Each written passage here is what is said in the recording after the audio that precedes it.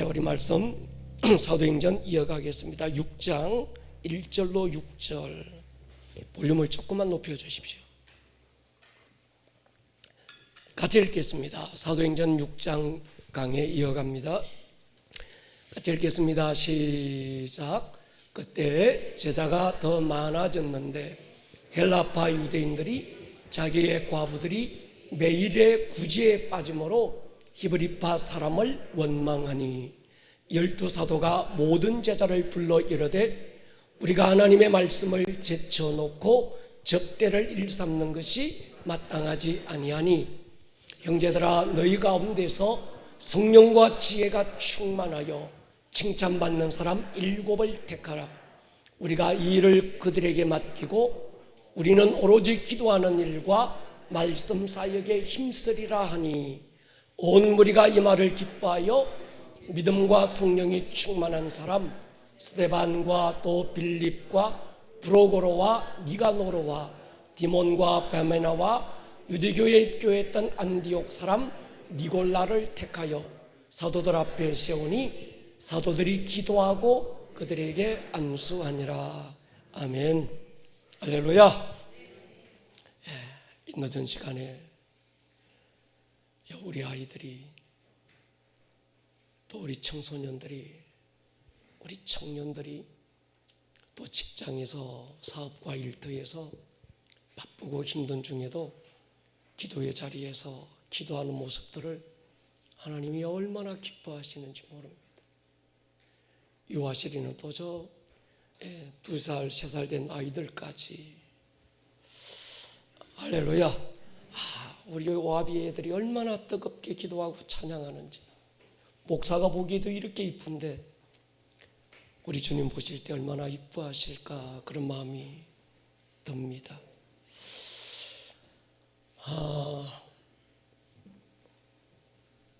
여러분 이 시즌은 리더는 시즌을 분별할 줄 알아야 돼요. 지금이 봄인지 지금이 여름인지 아니면 지금이 가을 추수 때인지 농부가 시즌을 분별하지 못하면 씨를 뿌려야 될 때 열매를 거두려고 애를 쓰고 한참 김을 매주고 자라가는 그때 또 열매를 얻으려고 애를 쓰는 거죠. 그러니까 미련한 사람과 지혜로운 사람의 차이는 하나님의 시즌에 대한 분별력입니다. 근데 오늘 이 시즌은 기도의 시즌이고 할렐루야. 오늘 우리 전사님이 선포했던 것처럼 내가 다시 올 때 믿는 자를 보겠느냐. 주님이 찾으시는 믿는 자는 밤낮 하나님 앞에 부르짖고 기도하는 자를 찾으시고 누구도 지금이 엔타임이라는 걸 거부할 수 없고 부인할 수 없는 이때 주님이 찾으시는 바로 그 한 사람, 기도의 사람, 다윗 같은 예배자 저와 여러분들이 될 수 있기를 주의 이름으로 축원합니다.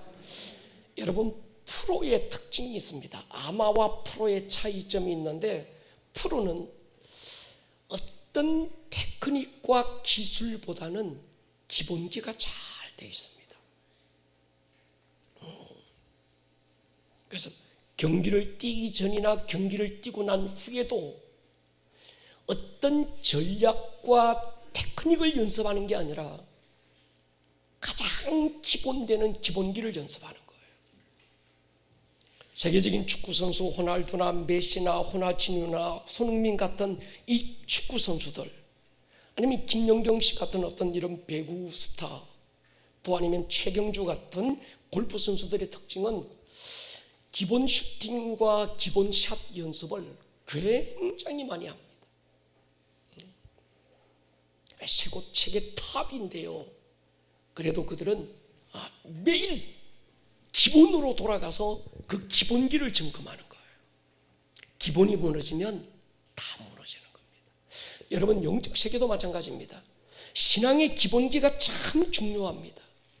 반짝하는 환상이나 영적 체험보다 더 중요한 건 꾸준히 성경 읽고 묵상하고 기도와 예배의 자리에서 영적 근육을 만들어내는 사람, 그 사람이 진짜 영적인 사람입니다. 전에도 한 말씀드렸는데 영적 감각이 예민한 것과 영적인 사람은 다릅니다.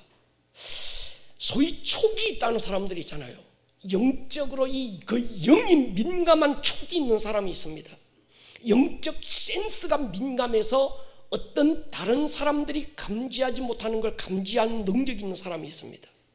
그렇다고 그 사람이 다 영적인 사람은 아닙니다.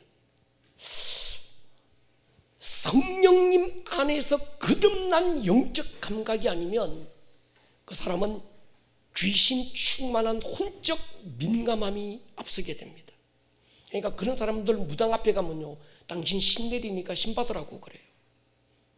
영적인 사람은 영적 감각 센스가 발달한 사람이 아니라 영에 속한 사람을 말합니다. 영에 속한 사람은 그 사람 안에서 예수님의 성품이 드러나고 예수님의 특성이 드러나는 거예요. 기도와 말씀이라고 하는 기본기가 몸에 배인 그 사람을 가리켜서 영적인 사람이라 이렇게 말합니다. 기독교 안에 이게 잘못돼 가지고 마치 환상을 보고 뭐 공중에 막 공중부양에서 붕붕 날아다니고 뭐 예언을 하고 뭐 잘 알아맞추는 이런 어떤 이런 사람을 가리켜서 자꾸 영적인 사람인 줄로 착각하는 거예요.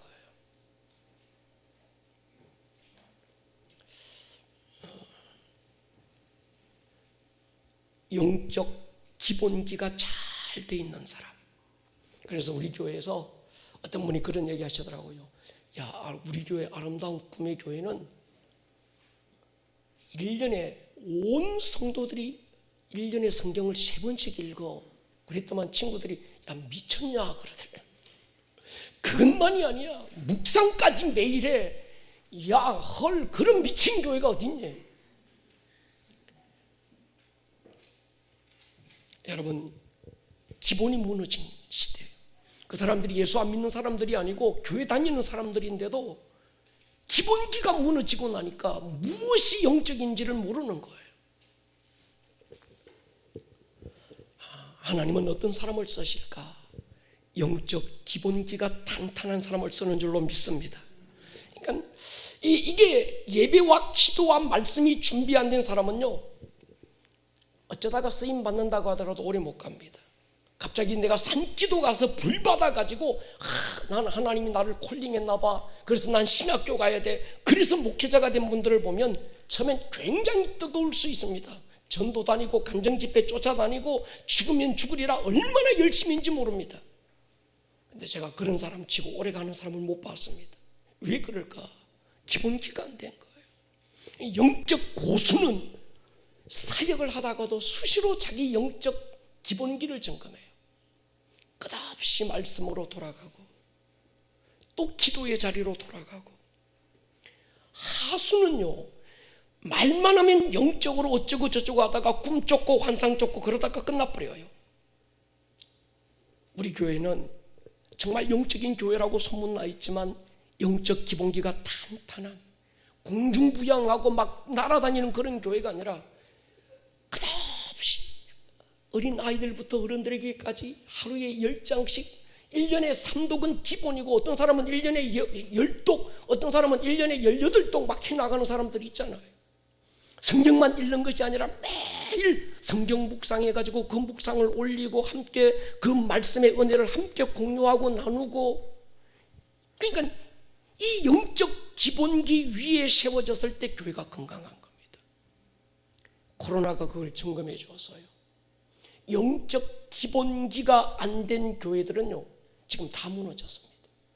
코로나 한 방에 8개월이 안 됐는데도 다 쓰러지고 말았습니다.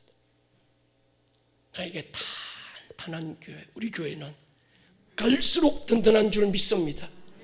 여러분, 사도행전의 교회가 성령님이 강력하게 역사하시면서 120명의 충만한 성도들을 통해서 일어났습니다. 그리고 베드로와 요한을 통해서 사도행전 3장에 성전 미문에서 구걸하던 안전뱅이를 일으키면서 교회 성장에 불이 붙기 시작했습니다. 수많은 사람들이 하나님께 돌아오기 시작했고, 하루에 3,000명씩 5,000명씩 형제여 우리가 어찌할꼬 통곡하고 가슴 찢고 하나님께 돌아오는 일들이 있었습니다. 그러나 그럴수록 외부적인 압력도 강하게 밀려왔어요. 다시는 예수의 이름으로 말하지 마라. 다시는 예수의 이름으로 가르치지도 마라. 억압하고 압력을 넣고 막 옥에 가두고 그럴수록 사도들은 조금도 굴하지 않고 내가 하나님의 종인데 어떻게 사람의 종이 되겠는가? 내가 하나님 앞에서 너희 말 듣는 것이 옳겠니? 하나님의 말씀 듣는 것이 옳겠니? 여러분, 이것이 그 안에 있는 예수의 생명력인 줄 믿습니다. 살아있는 교회는요, 바람이 불고 우겨쌈을 당하고 거꾸로 떨림을 당하면 그럴수록 더 강력하게 일어나는 교회인 줄 믿습니다. 여러분, 한겨울 차가운 대지를 뚫고 나오는 새순을 보십시오. 그렇게 연하고 그렇게 부드러운 새순이 딱딱한 겨울나무 껍질을 뚫고 나오잖아요. 그게 생명력이거든요. 교회의 생명력은 숫자에 있는 것도 아니고 건물에 있는 것도 아닙니다. 요한계시록에 나오는 사대교회처럼 살았다는 이름은 가졌지만 죽은 교회들이 얼마나 많습니까? 건물은 번지르하고 많은 사람들이 모였는데 그 속에 예수의 생명력이 느껴지지 않는 거예요. 그들의 예배에 예수의 생명력이 없는 거예요. 그들의 기도에 무슨 성령님의 감동이 없고 성령님의 역사가 아무것도 느껴지지 않는, 그저 종교놀이하고 종교 문화를 즐기는, 하나의 컬처로 인정하는 그런 교회들이 얼마나 많냐는 거예요. 여러분, 이제는 교리나 조직으로 운영되던 교회들은 다 죽습니다. 그 안에 예수의 생명력을 가진 교회들만 강하게 마지막까지 하나님이 남겨두셔서 그들을 통해서 이 시대 다음 세대에 불어올 하나님의 부흥의 주역으로 세우실 줄로 믿습니다. 사도행전 3장에서 베드로가 강하게 선포한 게 있잖아요. 은과 금과 이건 내게 없다. 그러나 내게 있는 게 있는데 예수 그리스도의 이름이 있다. 그러니까 자기가 무엇을 가졌는지를 정확하게 아는 사람. 근데 사람들이요, 지가 뭘 가지고 있어야 되는지를 몰라요. 난 돈이 있어 돈 자랑하고요. 야, 난 배운 게 대단이야. 가방끈이 길어. 가방끈을 자랑하고. 그리스도 예수의 사람들이 무엇을 가지고 있어야 되는지, 무엇으로 세상과 승부해야 되는지를 모르는 거예요. 가치관이 없어진 거예요.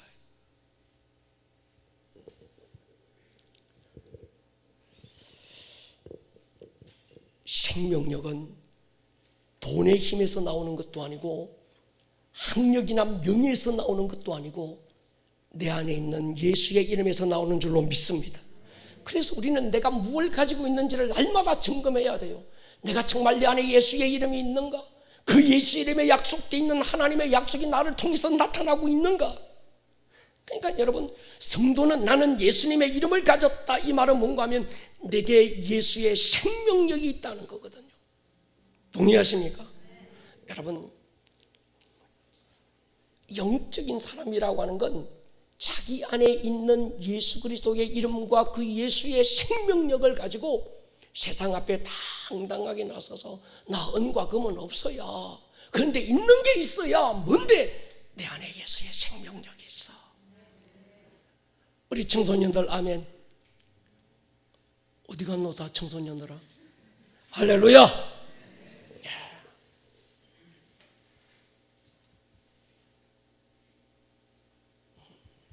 교회들이 이걸 주지 못하는 거예요. 어떤 교회는 돈을 주고, 어떤 교회는 세상의 문화를 주고, 어떤 교회는 또 하나의 종교적인 열심은 주는데 그들 안에 예수의 이름을 주지 못하는 거예요. 오늘 이 밤에 우리 모두 안에 주 예수 그리스도의 이름이 부어지기를 축복합니다. 영적 기본기를 잃어버린 제자들의 모습이 성경에 등장하잖아요. 마가복음 9장에 보면 한 아비가 자식의 문제를 들고 주님을 찾아왔는데 주님은 기도하러 산에 올라가시고 제자들을 만납니다. 얘기하지요. 내 아들이 귀신에게 사로잡혀서 참 이렇게 고난을 당합니다. 제자들이 자신이 있어서요, 자신들이 예수의 이름으로 명령했을 때 악한 영들이 떠나가는 경험을 너무 많이 했습니다. 그래서 당당하게 데리고 와라, 내가 해결해 줄게. 그러면서 예수님의 이름으로 악한 영을 꾸짖고 쫓기 시작했는데 아무리 소리 지르고 야단을 쳐도 귀신이 꼼짝을 안 합니다. 어쩔 줄 모르고 있을 때 주님이 오셨고 말씀 한마디로 귀신을 몰아내버려요. 나중에 제자들이 와서 주께 여쭙습니다.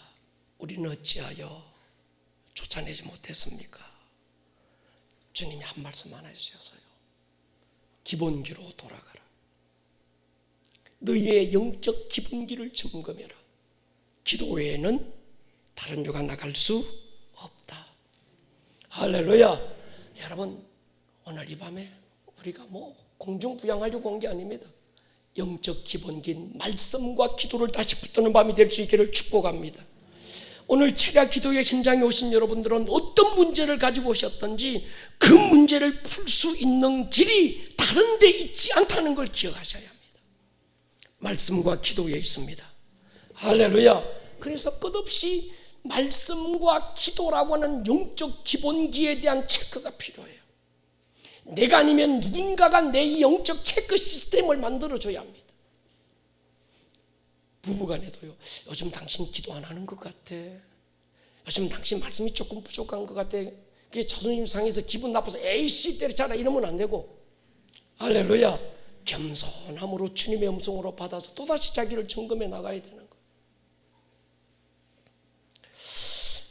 그렇게 충만했던 사도행전의 교회가 문제가 발생합니다. 교회 안에 다툼이 일어나고 분쟁이 일어났어요. 헬라파 그리스도인들과 유대파 그리스도인들 사이에 어떤 주도권의 경쟁이 일어나면서 서로를 원망하게 되고 교회가 소란스러워지고 말았습니다. 이때 사도들의 모습을 보십시오. 사도행전 6장 4절 보십시오. 우리는 오로지 기도하는 일과 말씀 사역에 힘쓸 것이다. 제 목양실 2층에 올라가면 송판에다가 이 글을 써놨습니다. 기도하는 것과 말씀 전하는 일에 전무하자. 여러분,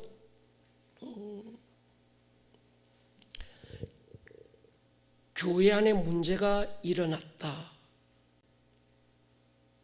정상일까요? 비정상일까요? 일어날 수 있어요. 어떻게 교회 안에 문제가 일어납니까? 그렇게 성령 충만의 이 충만의 현장에 어떻게 문제가 일어나고 다툼이 일어납니까? 네 때문에 그래. 네가 있어서. 여러분, 이럴 때 어라? 교회도 문제가 있네. 천사 같았던 저 권사님도 문제가 있네. 에이씨 나 시험 들래. 이러면 안 되고, 어떤 문제가 있든지 우리는 다시 기본기로 돌아가야 될 줄로 믿습니다. 기도하는 일과 말씀 사이에. 그러니까 여러분, 제가 목회 보니까 그러더라고요. 어떤 문제가 생겼을 때 그 문제를 해결하기 위해서 내가 쫓아다니니까 문제는 자꾸 꼬여요. 그 문제는 그대로 두고 내가 하나님 앞에 무릎 꿇으면 하나님이 그 일을 해결하실 줄로 믿습니다. 사업도 마찬가지입니다. 인간관계도 마찬가지입니다. 내가 엎드리면 하나님이 일하시는데 내가 쫓아다니면 하나님이 엎드려 버려요. 여러분, 내가 쫓아서 해결될 일은 아무것도 없습니다. 하나님이 한 번만 쫓아다니면 될 줄로 믿습니다. 하나님으로 쉬지 못하시게 할 한 가지 방법은 우리가 성벽 위에 파수꾼으로 서서 하나님 앞에 쉬지 않고 부르짖으면 하나님이 쉬지 않고 일하시는 줄로 믿습니다. 여러분, 대개 보면요, 처음에 아무것도 없고 아무것도 모를 때는 전적으로 하나님만 의지해요. 우리 목사님들 봐도 그렇습니다. 목회 초년생일 때 목사 한 수 금방 받고 교회 금상개척했을 때는 오직 주여 나는 아무것도 모릅니다. 주여 나는 아무것도 할 수 있는 게 없습니다. 주여 어디로 갈지 모르고 어떻게 해야 될지 모릅니다. 오직 주님만밖에 없습니다. 엎드려 기도하고 쫙 부르짖고 막 이러다가 조금 교회가 부흥하고 목회 경륜이 쌓이고 이 경험이 쌓이고 이러면요, 그때부터 내 방법이 나오는 거예요. 엎드려 하나님께 묻고 기도하기보다는 자기가 쫓아다니고 자기가 해결하려고 그러고, 목회뿐만이 아니더만요, 사업도 마찬가지고 모든 일들이 마찬가지입니다. 아무것도 모를 때는 전적으로 하나님만 의지합니다. 근데 조금 돈이 있고 조금 환경이 나아지고 조금 내가 뭐 이룬 게 있고 조금 할 수 있는 게 있다고 싶으면요, 그때부터는 지가 쫓아다니는 거예요. 내가 일하려고 하는 거예요. 내 경험 앞세우고 내 노하우를 찾는 겁니다. 대개의 사람들이 거기서 속습니다. 우리는 알수록 엎드려 기도해야 되고, 할렐루야, 잘 될 때일수록 주 의지하고 주 외에 다른 방법과 수단이 없으니 주님 나를 붙들어 달라고 몸부림쳐야 될 줄로 믿습니다. 그래서 우리 교회는 부흥하면 부흥할수록 기도하는 교회가 돼야 되고, 할렐루야, 정말 우리 교회가 더 아름다워지면 아름다워질수록 하나님 앞에 말씀으로 돌아가서 여기서 인간의 수단과 방법이 나타나지 않게 해야 되는 거예요. 오늘 사도행전, 이 아름다운 교회, 이 성령으로 충만한 교회, 다툼과 분쟁이 일어났습니다. 그래서 오늘은 사도행전의 교회의 이 다툼과 분쟁을 통해서 우리의 모습을 한번 점검해 봤으면 좋겠습니다. 처음엔 제가 이 사도행전 6장을 읽다가 쇼킹을 했습니다. 사도행전 1장에 예수님께서 성령이 임할 거다 기다리래.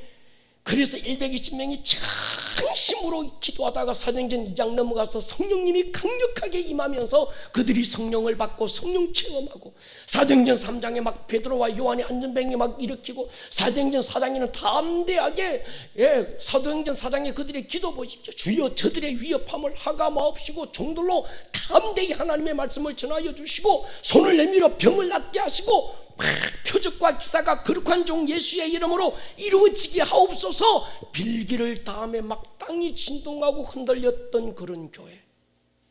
사도행전 5장에 넘어가서 지난주까지 우리가 봤지만 다시는 예수 이름으로 말하지 마라, 가르치지도 마라.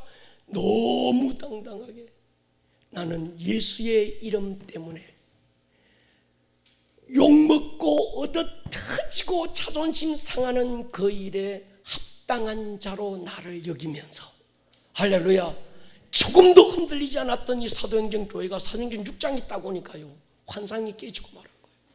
어떤 분이 그렇게 얘기하더라고요. 야 목사님, 아름다운 꿈의 교회가 소문으로는 성령 충만하고 은혜 충만하고 기도 엄청 열심히 하고, 그래서 아름다운 꿈의 교회 딱 왔는데 보니까 예배 시간에 앉자마자 눈물이 팍 쏟아지고 막, 그래서 굉장히 충만하고 좋았는데 어느 날 순간 보니까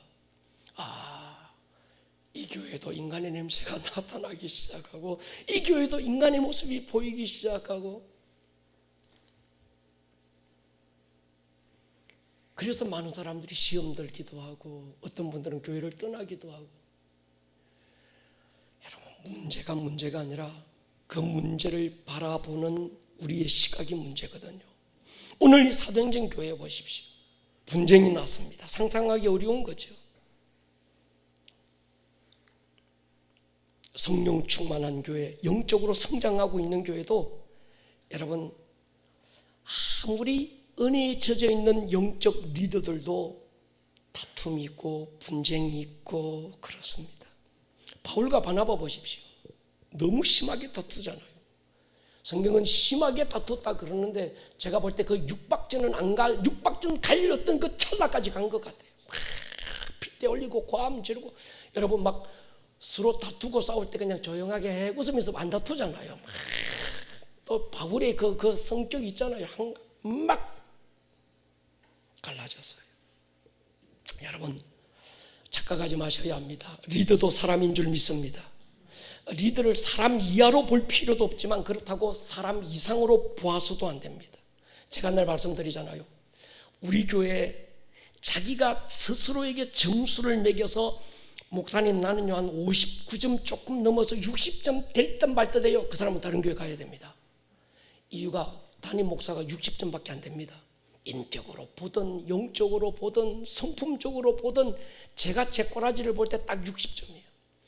여기서 아차 하면 제가 이게 뭡니까 이게 이 진급 못하고 이 누락되고 이게 F학점 받을 뻔했는데 겨우 하나님 은혜 점수로 걸려가지고 딱 특거리 60점 받은 거예요.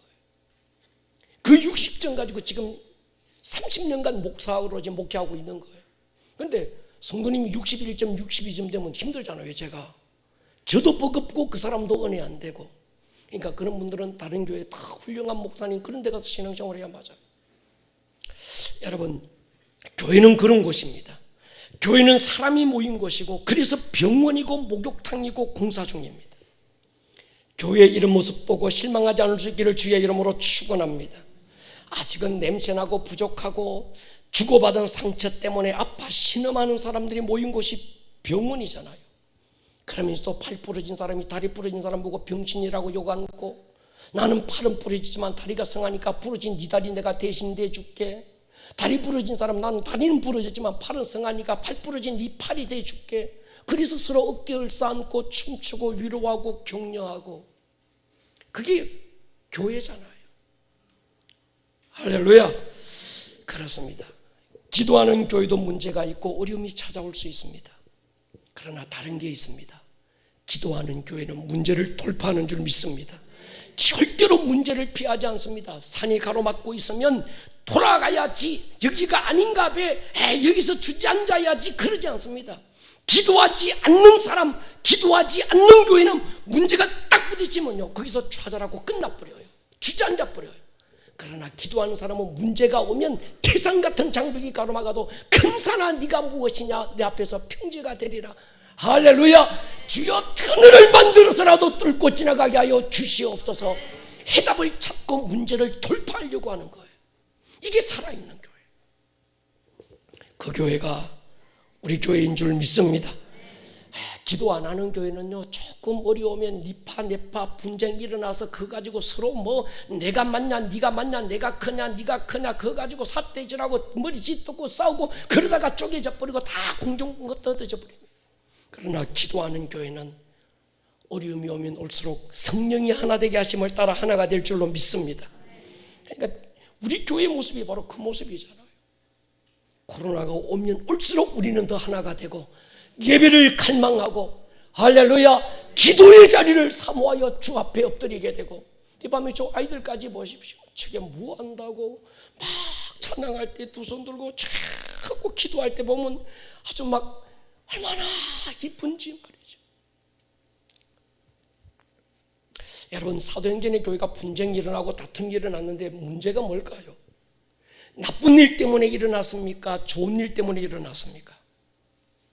일을 안 하려고 하다가 생긴 문제입니까? 일을 열심히 하려고 하다가 일어난 문제입니까? 좋은 일 때문에 문제가 일어났고 일을 하려고 하다가 보니까 문제가 일어난 겁니다.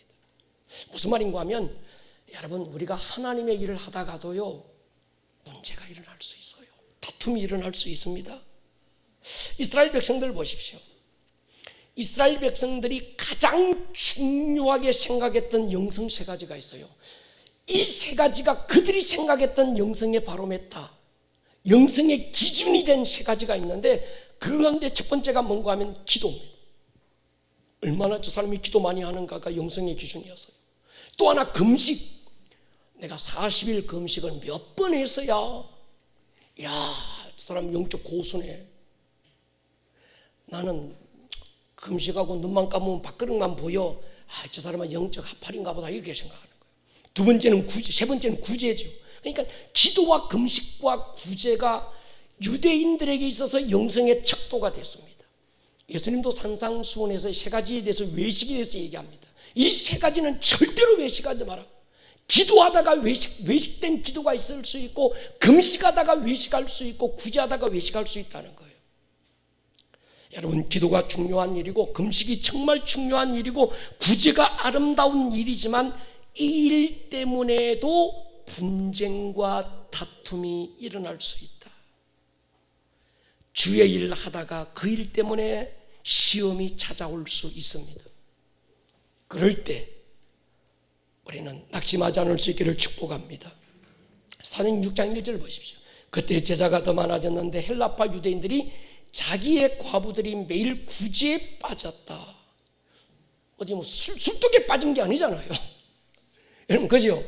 어디 뭐 노름판에 빠진 거 아니잖아요. 구제에 빠진 겁니다. 왜냐하고 하면 그들에게 있어서의 구제는 굉장히 중요한 영성의 척도였던 거예요. 구제에 빠져서 히브리파 사람을 원망했다는 거예요. 헬라파 유대인들이 히브리파 유대인들을, 그리스도인들을 원망했다. 구제에 빠져서. 여기서 헬라파 유대인들은 외국에 흩어졌다가 고국으로 돌아온 디아스포라 유대인들, 그들은 교회 안에서 소수였습니다. 여러분, 언제나 어떤 공동체의 약점 가운데 소수는 루즈의 영에 사로잡힐 수 있어요.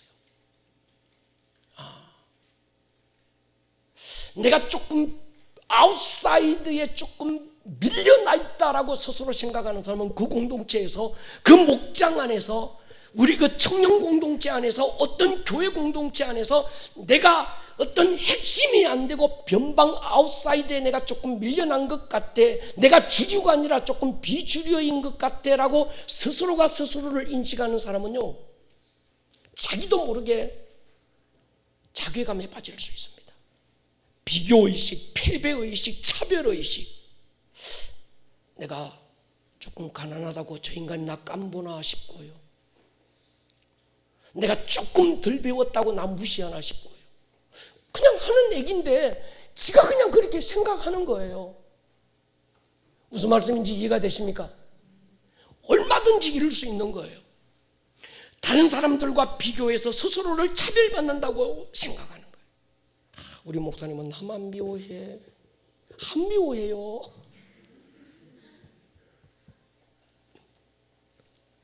오늘 이런 모든 루즈의 영으로부터 자유할 수 있기를 축복합니다. 이 헬라파 그리스도인들이 자기들은 해외에 나갔다가 돌아와 보니까 이미 교회 안에는 유대파 그리스도인들이 주류가 돼서 딱 장악하고 있고 자기가 어디 낄 틈새가 없다고 생각한 거예요. 그러니까 스스로 내가 약자인데, 내가 가진 게 별로 없는데, 그래서 저 사람들이 나를 왕따시키나 싶고, 나를 인정 안 해주나 싶고, 나를 무시하나 싶고, 이렇게 되는 거예요.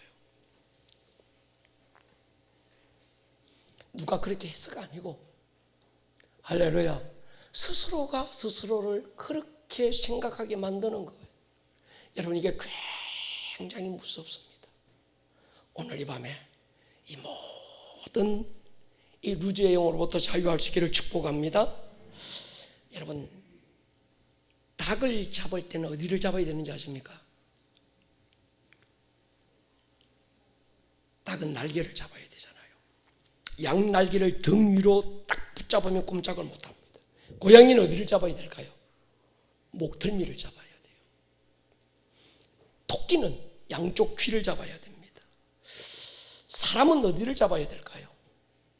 귀를 잡을까요? 목덜미를 잡을까요? 멱살을 잡을까요? 사람은 어디를 잡아야 될까요? 라교라, 사람은 어디를 잡아야 꼼짝 못할까? 머리끄댕이. 미안해야, 목사님이 언어 정화가 안 돼서. 어디를 잡아야 될까? 다리. 안다리 걷어버릴까? 바깥다리 후리칠까? 어디를 잡으면 될까? 목? 몸? 허리를 잡을까? 손? 발? 사람은 마음을 잡아야죠. 할렐루야. 사람은요, 협박하고 고함 지른다고 따르는 게 아닙니다. 그 사람의 마음을 얻지 못하면 이게 연합이 안 돼요. 이 시대가 연합의 어떤 그 역사하는 시대인데, 이 사람의 마음을 얻지 못하면 사람을 얻을 수가 없습니다. 근데 사람의 마음을 얻는다는 게 참 힘든 것 같아요. 어떻게 하면 사람의 마음을 얻을까? 영산아, 사람의 마음을 얻는 방법이 뭘까? 미안해, 너무 어려운 걸 물어서. 어른들도 잘 모르는 걸 네가 어떻게 알겠냐마는, 사람의 마음을 얻는 길이 뭘까요? 채연아, 사람의 마음을 어떻게 얻을까? 맛있는 거 사줄까? 아니면 소원아, 사람의 마음을 어떻게 얻을까?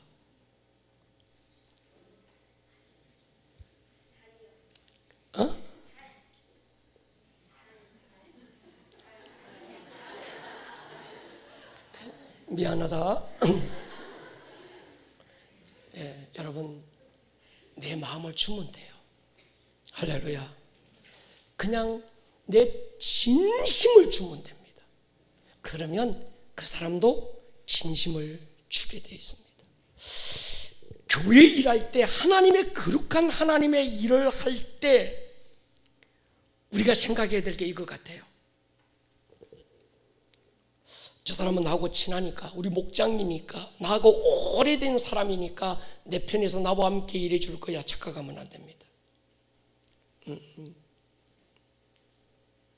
어떤 분이 그래요. 목사님, 저 사람은 내게 마음을 안 줘요. 도대체 마음을 안 열어요. 저 속에 뭐가 들었는지 모르겠어요. 마음을 꽁꽁 닫아걸고 도대체 내게 마음을 안 준다고. 이유가 있습니다. 내가 마음을 안 주어서 그래요. 동의하십니까? 여러분, 내가 정말 저 사람에게 내 진심을 주고 있는가를 점검해 보면 됩니다. 특히 교회 안의 리더들은요, 교육자들, 목자들, 팀장들, 우리 교회 안의 영적 리더들은 이거 잘 하셔야 돼요. 내 열심, 물질 공세, 맛있는 거 사주고 물론 중요하지만 더 중요한 건 인간은 영적 존재이기 때문에 밥 한 그릇 사준다고 그래가지고 내가 마음을 열고 그런 게 아니거든요. 저 사람이 진심으로 나에게 대하는가를 보는 거예요. 할렐루야. 여러분, 내가 진심을 주면요, 그 사람도 진심을 줘요. 그러니까 목사님, 우리 목장에는 사랑이 없어요.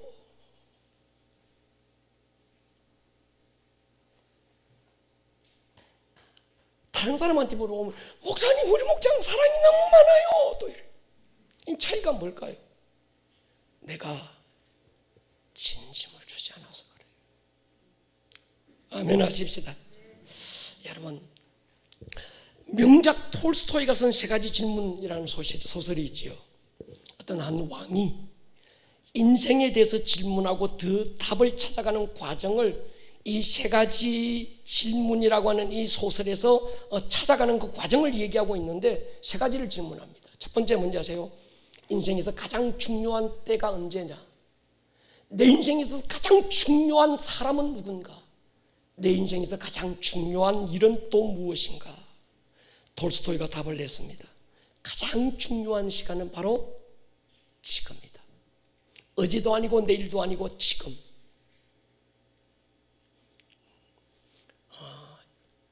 금이 여러 가지가 있는데 그 황금보다 더 중요한 게 지금이다. 조금 썰렁했습니까? 두 번째, 내 인생에서 가장 중요한 사람이 누군가? 지금 내가 만나고 있는 그 사람, 지금 내 곁에 머물고 있는 그 사람이 가장 중요한 VIP죠. 내 인생에서 가장 중요한 일이 뭘까? 지금 내가 하고 있는 그 일이죠. 그렇다면 얘들아, 우리 청소년들에게 가장 중요한 일이 뭘까? 응? 지금 예배하는 이 시간, 기도하는 이 일. 할렐루야. 예배하고 기도할 때 핸드폰 갖고 딴짓하고 이러면 지금 중요한 일이 뭔지를 모르는 거예요. 동의하시면 아멘 하십시다. 이 말을 언제나 명심하고 저는 삽니다. 누구를 만나더라도 그 사람이 내 인생의 가장 중요한 VIP라고 생각을 합니다.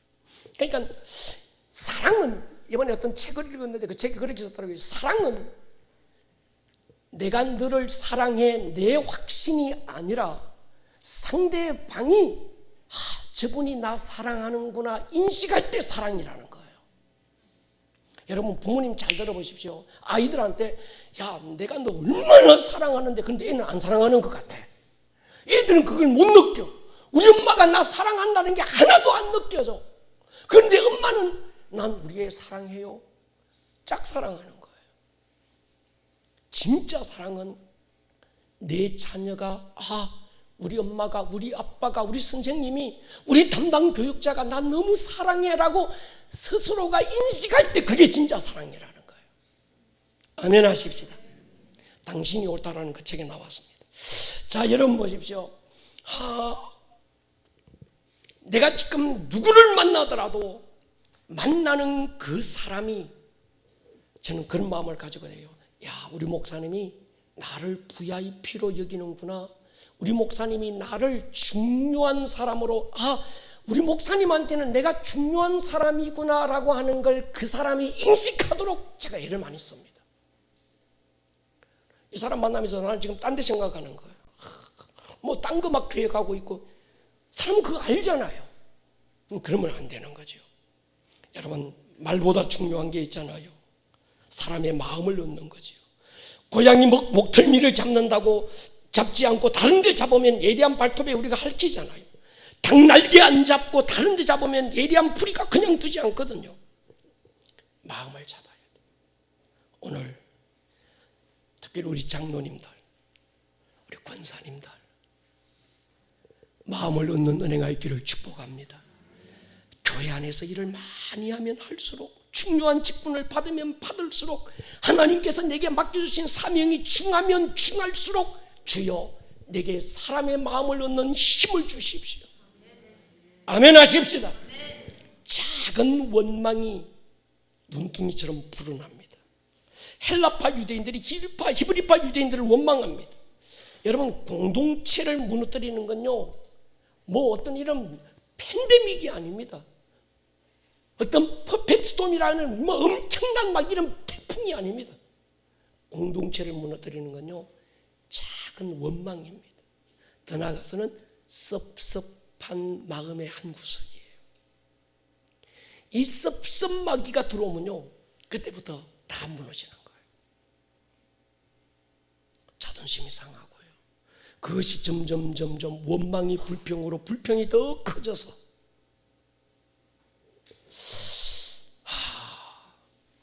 출애굽 1세대들이 갈렙과 여호수아만 빼고 광야에서 다 죽은 이유가 뭡니까? 이 원망이거든요. 민수기 13장 14장 중요한 교훈이 뭡니까? 내 귀에 들린 너희의 말대로 내가 행하게 하겠다는 거거든요. 여러분, 우리가 하나님 앞에 기도의 자리에 무릎 꿇고 쫙 기도하는 소리도 하나님이 들으시지만, 일상의 삶 속에서 누군가를 원망하고 뒷담치고 또 흉보고하는 그 말도 하나님이 들으신다는 거예요. 그러니까 기도할 때 하는 말과 일상의 말이 다를 때 하나님이 이걸 믿음으로 안 보시는 거예요. 동의하면 아멘 하십시다. 여러분, 적어도 성도는요, 어려운 상황 때문에 망하는 게 아닙니다. 예수의 이름을 가지고 구원받은 하나님의 자녀가, 성령받은 주의 자녀는 적어도 어려운 사건 때문에 망하는 게 아닙니다. 여러 가지 이유가 많이 있을 수 있지만 많은 경우에 믿음 없는 말 때문에 망합니다. 그러니까 여리고성 점령할 때 하나님께서 뭡니까? 입 닫게 만드신 이유가 있는 거예요. 침묵하게 하신 이유가 있는 거지. 왜? 원망 나올 수 있는 상황이 뻔한 겁니다. 말도 안 되는 명령 앞에서 인간적으로 똑똑한 사람들이 어떻게 나올지 뻔한 겁니다. 여러분, 기도하지 않으면 제일 먼저 무너지는 게 어딘지 아십니까? 입이 무너져요. 그 입술에서 기도가 끊어지면 틀림없이 인간적인 말이 나오게 되어 있습니다. 불평과 원망이 새어나오는 거예요. 이건 법칙입니다. 내 입에서 찬양이 멈추면 원망이 나온다. 내 입에서 기도가 멈추면 불평이 나온다. 그러나 내 입에서 하나님의 말씀이 선포되면 생기가 나오는 거예요. 할렐루야. 욥 보십시오. 욥기 1장 22절 보십시오. 이 모든 일에 욥이 범죄하지 아니하고 하나님을 향하여 뭐했다? 원망하지 않았다. 아내가 부추기잖아요. 하나님 원망하고 죽어버려라. 친구들이 와서 막 정죄하잖아요. 그런데도 욥이 입으로 원망하지 않았다는 거예요. 여러분, 교회 일을 하다 보면요, 원망할 일이 일어날까요? 안 일어날까요? 따라합시다. 일어난다. 크게요. 일어난다. 섭섭한 일이 일어난다. 안 일어난다? 일어난다. 하나님의 거룩한 예배를 이끌고 가는 우리 예배팀 안에도 찬양하다가 기도하다가 예배하다가 저 예배팀 안에서도 섭섭한 일이 얼마든지 일어날 수 있습니다. 그럴 때 우리가 입을 지켜야 돼요. 마음을 지켜야 합니다. 근데 그냥 안 지켜집니다. 영적 공터라고 하는 게 없습니다. 비무장지대라는 게 없습니다. 내 입의 말도요, 비무장지대가 없어요. 찬양이 안 나오면 원망이 나오든지, 기도가 안 나오면 불평이 나오든지, 말씀이 안 나오면 인간의 생각들이 또 틈타든지. 그래서 우리가 매일 밴드에다가 목사가 그날 읽은 말씀을 가지고 말씀으로 선포하는 오늘의 기도 해놓는 게 그냥 폼으로 해놓은 게 아니고 그걸 입으로 선포하라는 거예요. 동의하십니까? 내 입에서 그 말씀이 계속. 그래서 오늘도 우리가 이제 이 설교 듣기 전에 교육자들이 나와서 그 주간에 하나님께서 내게 주신 감동된 성경 구절 하나를 기도하다가 붙들고 온 성도들과 함께 공유하는 겁니다. 우리가 이 말씀으로 선포할 것입니다. 이 말씀이 그저 내가 이 말씀을 읽었다, 이 말씀을 묵상했다가 아니라 읽고 묵상한 말씀은 내 입에 믿음의 선포가 될 때 능력이 되고, 할렐루야, 그 말씀의 효력이 나타나는 거거든요.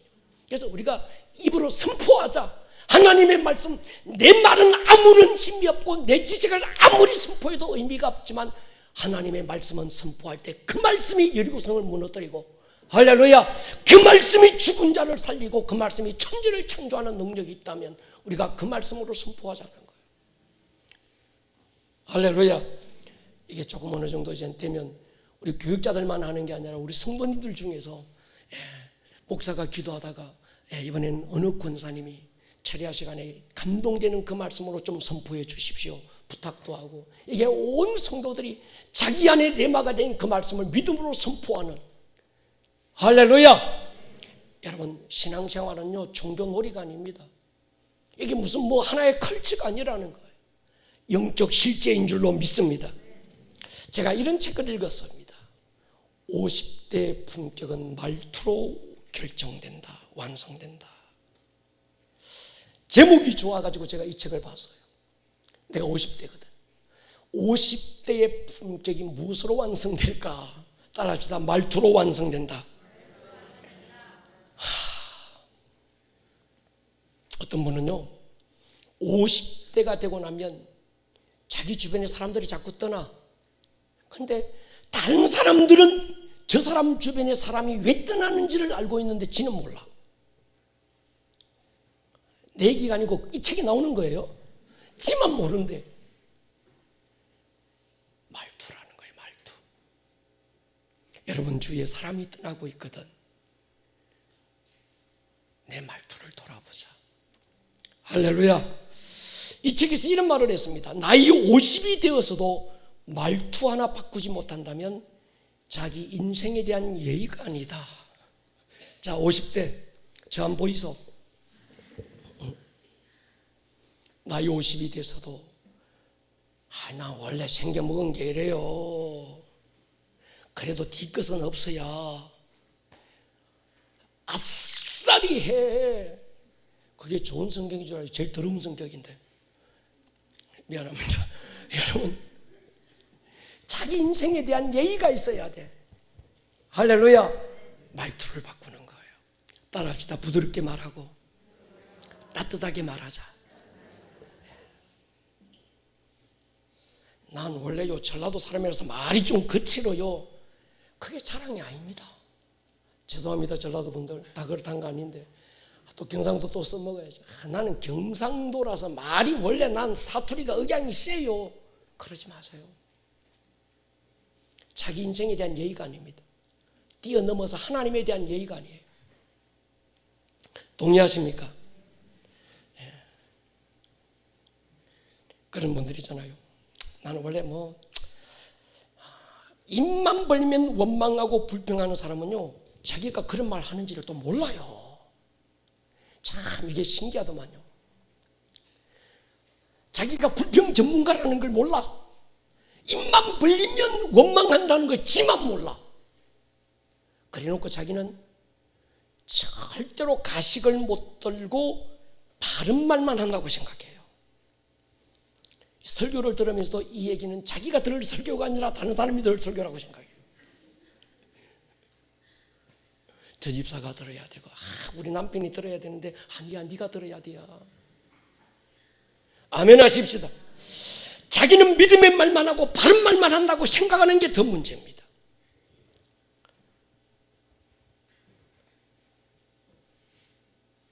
자기가 아무렇게나 원래 내가 이렇게 생겨 먹었으니까 내가 뭐라고 얘기해도 상대방이 내 진심은 알아줄 거라고 또 어리석은 착각을 또 하는 거예요. 여러분, 아무도 안 알아줍니다. 동의하십니까? 그리고 교회 안에서 난 원래 내가 성격이 이러니까 사람들이 내가 뭐라고 해도 알아줄 거야, 내 진심은 안 그렇다는 걸 알아줄 거야. 착각하지 마세요. 아무도 안 알아줍니다. 여러분의 진심은 여러분의 말투에서 진심이 전달되는 거예요. 할렐루야. 이 사도행전의 교회가 열심히 있었어요. 성령 충만하고 지혜 충만하고 다 충만했는데 서로 원망하고 불평하고 이 뒷담 까고 막. 사랑하는 여러분,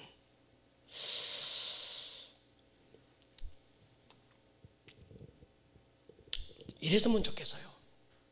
약자들은요, 제가 그러거든요.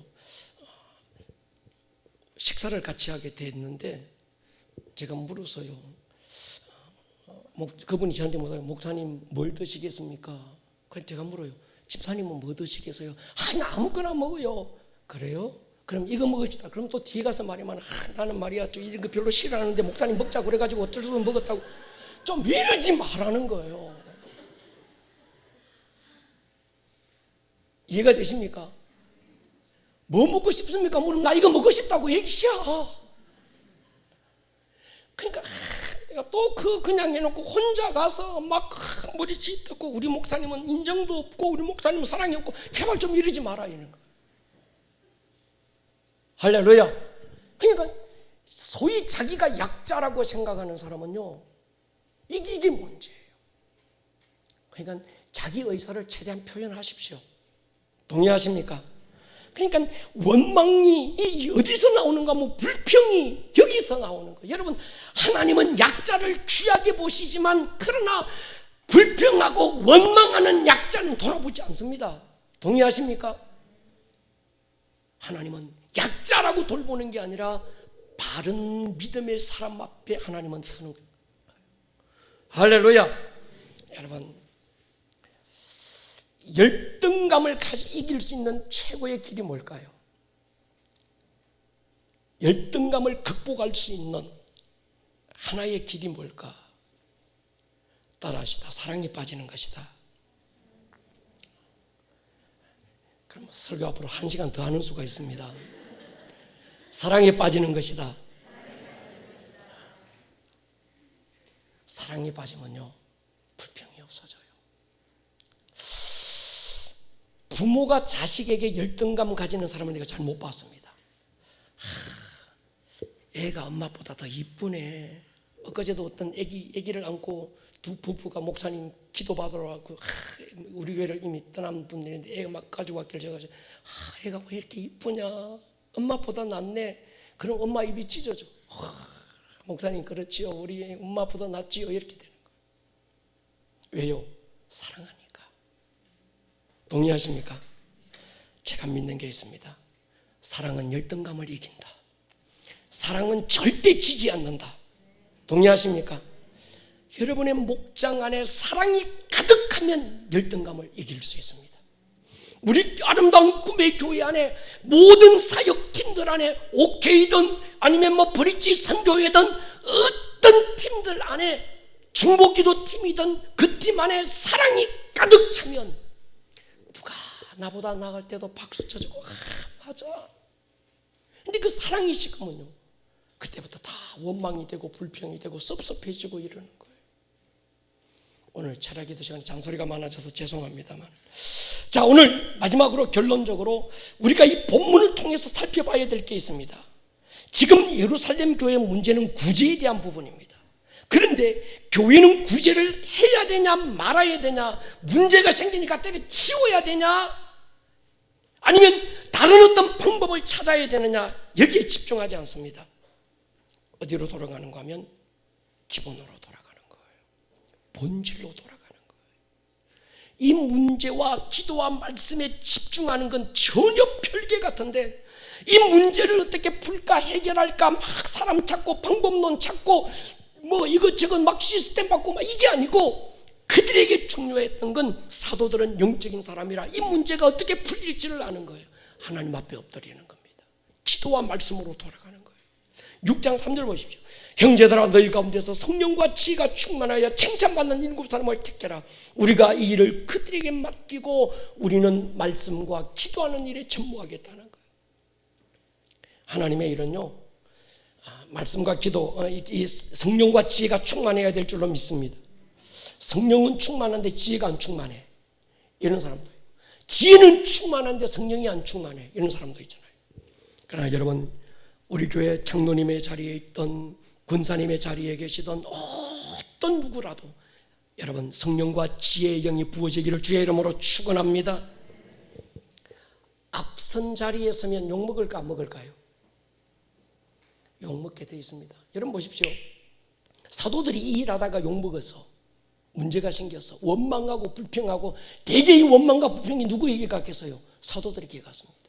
근데 이 사도들이 뭐 하는가 하면 이걸 성령과 지혜가 충만한 집사님 7 택하고, 사도들은 말씀과 이 기도에 전무해 버려요. 그럼 사도들이 하던 그 영적 권위를 가지고 사도들이 하던 그 일을 평신도 집사님들이 하면 원망 주식회사 사장님은 원망 안 할까요? 원망하고 불평할 거예요. 했겠지요, 그죠? 지혜가 충만하고 성령이 충만하지 않으면 여기서 쓰러져 버려요. 사람들이 말에 쓰러져 버려요. 여러분, 하나님의 일을 하면요, 욕먹을 각오하고 해야 합니다. 동의하십니까? 예?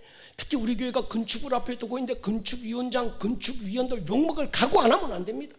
원래 욕먹는 자리가 그 자리입니다. 장로님들 욕먹는 자리가 그 자리예요. 할렐루야. OK 팀장 뭐 욕먹는 자리가 그 자리예요. 브릿지 선교위원 그 자리가 욕먹는 자리라는 거예요. 그런데 성령에 충만하지 않으면 사람들의 말에 내 마음이 깨져버리는 거예요. 내가 돈 주고 일하는데 내가 지금 왜 욕먹을 이유가 뭐 있노, 이렇게 생각하는 거예요. 그러다 보면 하나님의 일도 다 깨져버립니다. 그러니까 그 교회 가서 제일 일을 열심히 하는 사람은 누군가 하면 그 교회에서 욕 제일 많이 먹는 사람, 그 사람이 교회 진짜 주인입니다. 욕 안 먹을 방법이 딱 하나 있습니다. 아무것도 안 하면 됩니다. 할렐루야. 여러분 따라합시다. 우리는 욕 먹자. 할렐루야. 예, 사도행전에 7 집사 성령 충만한 사람을 세운 이유가 거기 있습니다. 동남풍 불고 서북풍이 불어도 가시밭에 백합화 예수향기 날린다. 막 예, 뭐는 지수도 그냥 열차는 간다 막 이러고 가야 되는 거예요. 나중에 되면요, 하나님이 신원해 주세요. 동의하십니까? 예, 시간이 없어서 넘어가십시다. 여러분, 우리 교회는 사도행전 6장에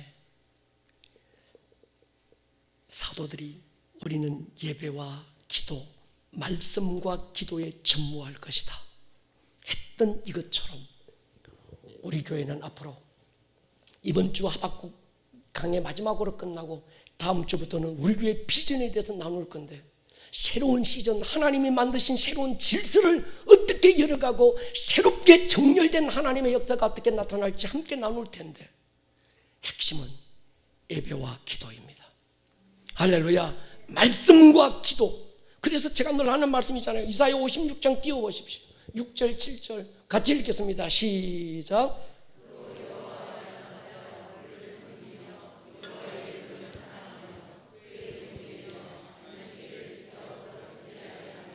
나의 언약을 굳게 지키는 이방인마다 내가 곧 그들을 나의 성산으로 인도하여 기도하는 내 집에서 그들을 기쁘게 할 것이며, 그들의 번제와 희생을 나의 제단에서 기꺼이 받게 되리니 이는 내 집은 만민이 기도하는 집이라 일컬음이 되리라. 기도하는 내 집으로 이끌어서 기도하는 그 집에서 하나님의 백성들을 기쁘게 하고 거기서 드리는 번제와 예배를 하나님은 기꺼이 받으시고 우리 교회를 만민이 기도하는 집이라 일컬음 받게 될 줄로 믿습니다. 우리 예수님 공생에 시작하시기 전에 예루살렘 성에 입성하시고 가장 먼저 하신 일이 성전에 들어가서 양 팔고 비둘기 파는 자들 다 덜러엎으시고 그리고 그 성전 교회의 본질을 다시 시작하신 거예요. 그리고 하신 말씀이 오늘 이사야 56장의 이 말씀을 그대로 인용하는 겁니다. 21장 12, 13절 보십시오. 시작. 성전에 들어가서 성전 안에서 매매하는 모든 사람들을 내쫓으시며 돈 바꾸는 사람들의 상과 비둘기 파는 사람들의 의자를 둘러엎으시고 그들에게 이르시되 기록된 바 내 집은 기도하는 집이라 일컬음을 받으리라 하였거늘 너희는 강도의 소굴을 만드는도다 하시니라. 교회가 기도하는 집이 되지 않으면 강도의 소굴로 전락될 수 있다는 거예요. 오늘 코로나가 다시 우리를 본질로 돌아가게 했습니다. 쓸데없는 교회 거품 다 걷어내고 교회 본질이 프로그램이 아니구나, 교회 본질이 어떤 컬처 문화가 아니구나, 교회 본질이 어떤 방법이 아니구나, 교회 본질은 기도구나. 할렐루야. 여러분 보십시오. 코로나는 하나님의 사인이거든요. 기본으로 돌아가라는 거거든요. 이럴 때 하나님의 사인을 정확하게 분별하고 다시 기도하는 일과 말씀에 전무하여 무릎 꿇는 그 교회는 하나님이 부흥의 역사로 세우실 줄로 믿습니다. 이사야 62장 7절 보십시오. 6절 7절 예루살렘이여 내가 너희의 성벽 위에 파수꾼을 세우고 그들로 하여금 주여로 계속 잠잠하지 않게 하였느니라. 누가? 하나님이 누구를? 파수꾼을 세워서 성벽 위에 세우신 거예요. 너희 여호와로 기억하시게 하는 자들아, 하나님은 누구를 기억하시는가? 하나님이 그 어떤 성벽 위에 세운 파수꾼들의 부르짖음을 기억하시겠다는 거예요. 우리 교회는요, 인천시티 위에 하나님이 파수꾼으로 세운 교회인 줄 믿습니다. 그래서 우리 교회는 지금부터 인천 상륙작전을 선포하고 나갈 것입니다. 나라가 위기를 만났을 때, 민족이 위기를 만났을 때 인천 상륙작전, 영적 인천 상륙작전을 통해서 나라를 구하고, 할렐루야, 그러잖아요. 우리가 문직이잖아요. 하늘과 바다가 인천에서 다 시작되고 인천에서 돌아오잖아요. 여기가 대한민국의 문이거든. 할렐루야. 주여, 주의 제단에 문지기로 있는 것이 좋사오니 머리를 숙여보십시다. 여러분, 오늘 밤에 우리 한번 기도할 것입니다.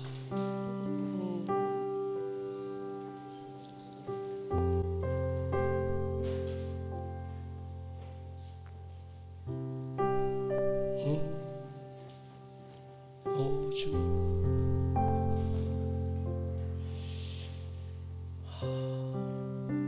우리 교회에 오늘 두 전도사님이 선포했던 것처럼 기도와 예배가 회복되게 해주십시오. 우리 공간 안에 성도들이 아무도 없고 정말 어린아이 하나라도 아무것도 없어도 예배는 그들을 기쁘게 하는 것이 아니라 하나님을 기쁘시게 하는 것이기에 하나님 한 분만 두 눈을 똑똑 뜨고 응시하면서 주님의 얼굴의 표정을 찾으면서 끊임없이 기도하고 끊임없이 예배할 줄 아는 다윗의 영의 기름 부음이 주여 우리 교회에 있게 하여 주십시오. 여러분이 그 다윗이 되십시오. 다윗의 장막에 다윗이 없으면 안 됩니다. 하나님, 원띵 오직 한 가지, 내 하나님의 집에서 내 하나님의 아름다움을 바라보고 내 하나님 한 분만 예배할 수 있는 그 예배의 기름 부음이 우리 교회 안에 있게 해주십시오.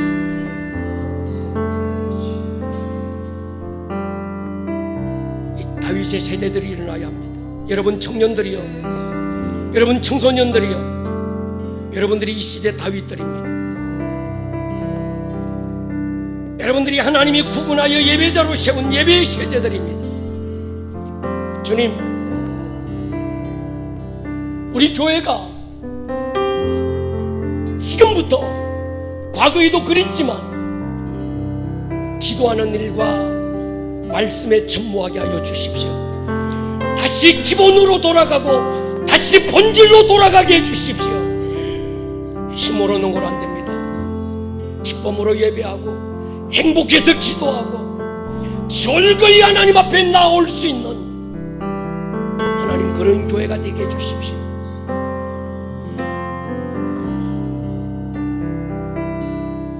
오 주님, 우리의 영이 하나님께 반응하게 해주십시오. 예수의 이름으로 내 영혼아, 하나님 한 분만 바라볼지어다. 내 영혼아,